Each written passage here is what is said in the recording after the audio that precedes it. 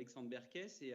j'ai quand même une connaissance du milieu de la santé qui est assez avancée, dans le sens où je travaille dans le milieu de la santé depuis 15 ans. J'ai passé la moitié de ma vie au Québec, où j'ai eu une expérience également assez significative du milieu de la santé au Québec, et donc ça va permettre aussi peut-être de faire certains parallèles. Alors, et aussi, je travaille beaucoup en éducation populaire, donc vous allez le voir dans mes propos, je travaille beaucoup sur le développement des pouvoirs d'agir des personnes pour leur propre santé et celle d'autrui, et donc je reviendrai sur cette notion de démocratie en santé. Donc, je vous partage un petit peu 4 constats associés à 4 points prospectifs. C'est-à-dire, qu'est-ce que je vois émerger dans le milieu communautaire, au niveau citoyen, dans des initiatives qui sont portées par des acteurs de santé informels. Ils ne sont pas reconnus comme professionnels de santé, mais qui agissent pour la santé d'autrui et qui ont des compétences pour ce faire. Certains développés de manière justement du fait de leur vie avec la maladie, et qu'ils ont dû accompagner des proches ou prendre soin d'eux-mêmes parce qu'ils ont des maladies rares, des maladies chroniques qui les amènent à développer des compétences de soins et des savoirs expérientiels issus de la vie avec la maladie qui ont pu être utiles, notamment pendant cette crise. On peut voir des personnes qui, par exemple, dans les précédentes crises sanitaires comme celle du sida, ont identifié comment, par exemple, prendre soin de leur santé mentale dans des périodes d'isolement prolongé. Et ces savoirs expérientiels n'ont pas nécessairement été mobilisés justement au début de la crise, alors c'était des savoirs en présence et des compétences en présence. Donc on va essayer de se poser la question de comment on peut faire une espèce de gouvernance coopérative qui favorise des synergies avec des savoirs et des compétences et des réseaux déjà en présence. Alors que même c'est une situation justement qui nous sidère, dans laquelle on a l'impression de repartir à zéro, qu'on ne connaît rien. En fait, on a déjà dans la population, parmi les citoyens, de nombreuses personnes qui savent déjà, un tant soit peu, en tout cas,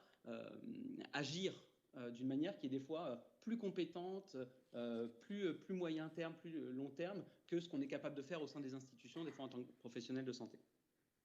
Alors le premier constat, c'est le fameux justement rien pour nous sans nous. Cette espèce mais ce principe important de dire, de manière générale, en santé, que ce soit en santé publique comme dans les soins au quotidien, quand on essaye d'agir sans les personnes, mais pour elles, donc qu'on agit pour elles plutôt qu'avec elles, on se rend compte qu'il y a un décalage des fois. Malgré nos bonnes intentions, malgré nos expertises, malgré la volonté de bien faire, on se rend compte que c'est comme le développement économique des pays en voie de développement. Des fois, on dit on va vous émanciper en fait. On est là pour votre bien, on va vous aider à faire, mais on calque et on plaque nos propres catégories, nos propres conceptions de ce que c'est la vie bonne, que ce que c'est une vie émancipée. Et donc, on se dit, c'est bien ce qu'on fait parce qu'on le fait pour les personnes, on est compétent pour ça. Et pourtant, on voit bien qu'il y a un décalage. Et il se passe la même chose dans les soins. Et on voit beaucoup d'inobservances au traitement dans les maladies chroniques qui sont notamment dues à ça. C'est-à-dire de professionnels tout à fait compétents et bien intentionnés, mais où la personne ne se sent pas inclus dedans, ne se sent pas participer à ses soins, ne se sent pas que son projet de vie est entendu. Et on a l'impression qu'on essaye de préserver uniquement des données ou des critères qui sont importants pour le professionnel de santé, c'est-à-dire des données physiologiques des fois pures, et qui ne sont pas forcément les priorités des personnes en tant que telles, qui agissent plus sur des notions de qualité de vie notamment. D'ailleurs, c'est remarquable aujourd'hui, si on regarde un petit peu notre plan de la journée, il y a très peu de collectifs. Par exemple, il y a très peu de citoyens. Bon, il y en a un, mais vous l'êtes tous et toutes. Mais ce point de vue est mis en exergue uniquement à un endroit de la journée. On n'a pas de patients, de collectifs de patients. Donc, par exemple, on essaye d'avoir une espèce de vue générale du problème. Justement, dans le titre, c'est intéressant, on a parlé de syndémie, justement, pour illustrer le fait qu'on a conscience que c'est un nombre de facteurs et une vie qui est beaucoup plus globale qu'un problème de virus ou un problème purement biomédical. Et de ce fait-là, ça serait intéressant d'avoir, pour développer cette vue intégrée, transversale, etc., d'avoir des acteurs qui facilitent ce point de vue-là. Notamment, j'ai vu dans les échanges, justement, on était très concentrés sur des problématiques professionnelles. Et c'est normal, donc pas parce qu'on est mal intentionné, mais parce qu'on raconte ce qu'on a vécu, ce qu'on sait, ce pourquoi on est compétent et ce qu'on voit avec nos propres œillères, les autres en ayant d'autres. Et donc, ce qui est essentiel, j'essaye de me poser cette question-là, c'est de se dire, la plupart du temps, on agit sur ce qu'on voit, ce qui nous paraît insupportable. C'est-à-dire quand on a commencé à faire le compte des morts, quand on a commencé à mettre au quotidien ce genre de choses sur lesquelles on a attiré notre attention, c'est quasiment impossible de ne pas agir là-dessus. Soit ça développe de l'apathie, parce que ça devient trop quotidien, mais la plupart d'entre nous, quand on les voit, ces chiffres, on les trouve insupportables et donc on veut agir dessus. Mais il y a plein d'autres choses qui ne sont pas mises en lumière, qui ne sont pas comptées, sur lesquelles on n'attire pas notre attention. Et c'est là qu'il y a eu un débat politique sur la démocratie en santé, qui est de dire, mais est-ce qu'on peut s'entendre collectivement sur ce qu'on pense qui est important à mettre en lumière, à compter,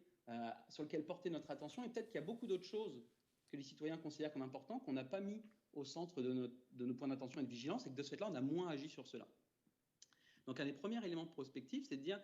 si on continue à agir comme ça, sans un degré élevé d'engagement des personnes concernées, des patients eux-mêmes, des proches de patients, des parents qui s'occupent des jeunes enfants et qui essayent de maintenir leur santé mentale du fait qu'ils font des cours à l'université à distance, etc., et que donc c'est des acteurs de soins à part entière au quotidien, ils mettent en place des stratégies, ils expérimentent des choses pour essayer de prendre soin d'eux et d'autrui, notre action publique elle correspondra, il y aura toujours un décalage avec les besoins et les attentes des citoyens et des citoyennes.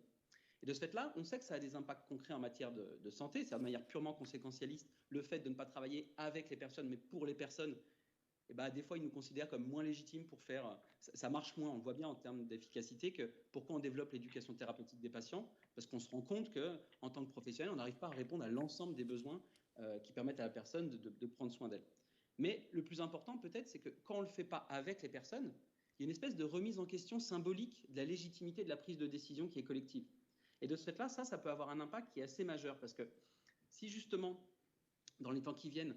les personnes ne se sentent pas impliquées dans ce genre de décision, les moments où on aura besoin peut-être d'avoir des crises d'une autre ampleur et d'une autre nature, le fait qu'on est en train de perdre parmi certains citoyens le lien de confiance que peuvent avoir l'autorité scientifique, l'autorité gouvernementale, les professionnels de santé, c'est quelque chose qui va être difficile à rattraper, surtout dans un contexte aussi politique où il y a une critique de la représentation politique, et que de ce fait-là, il faut qu'on soit vigilant, méthodologiquement. On sait méthodologiquement que faire sans les personnes, ça permet la plupart du temps pas d'être aligné totalement avec leurs besoins. Et en plus,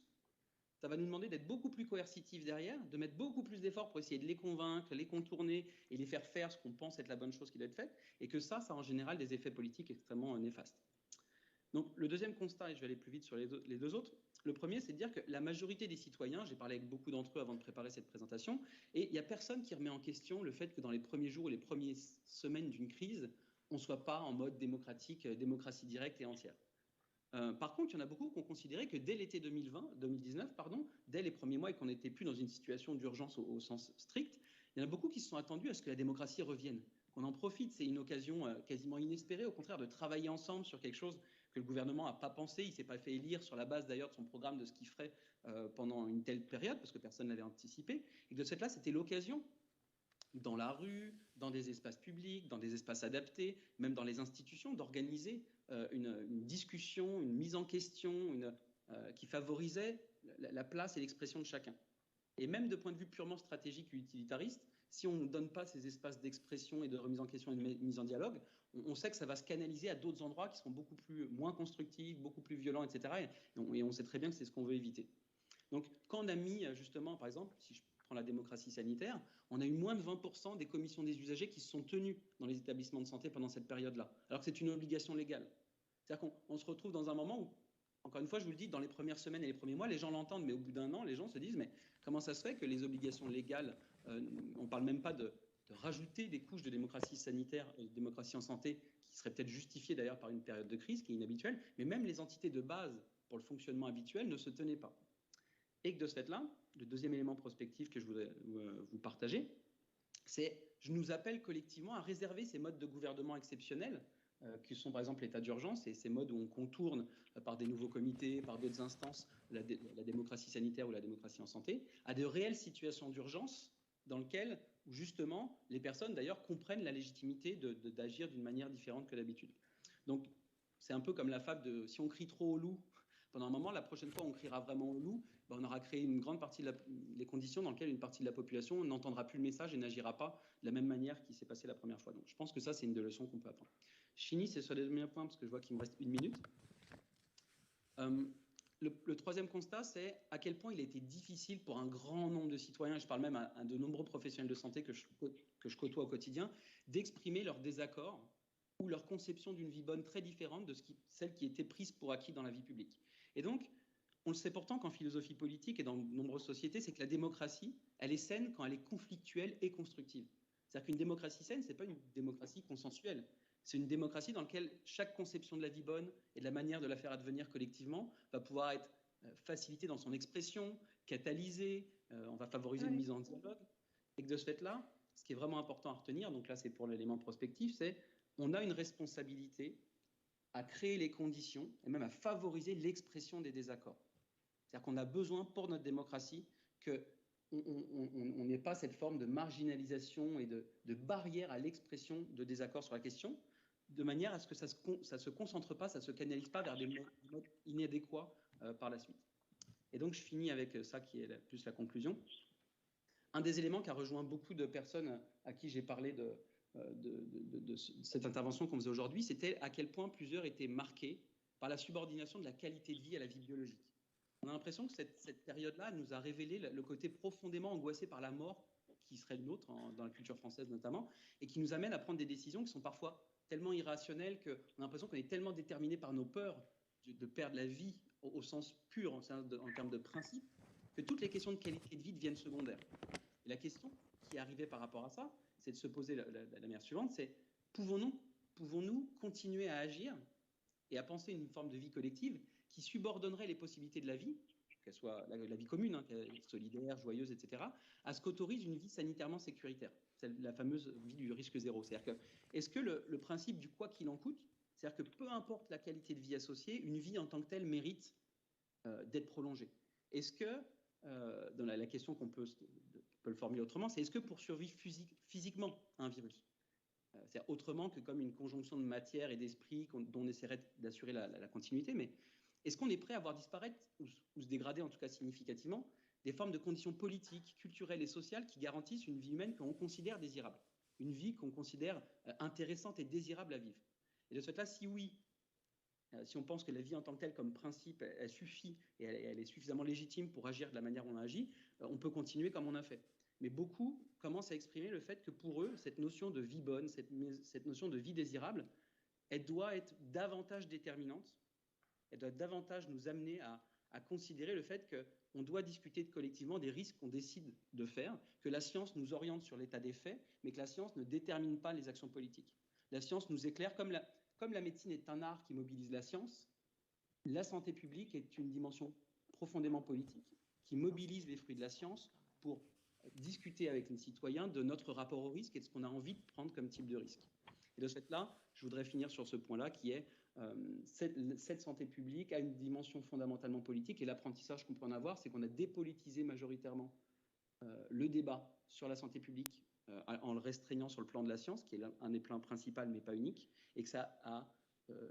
le point prospectif, c'est ça peut générer des tensions sociales qui s'accumulent, qui se mêlent à d'autres tensions sociales dans d'autres sphères et qui vont soit générer chez l'État une nécessité d'y aller par la violence et la coercition parce que ça va être intenable, soit une forme d'apathie politique de l'ensemble des citoyens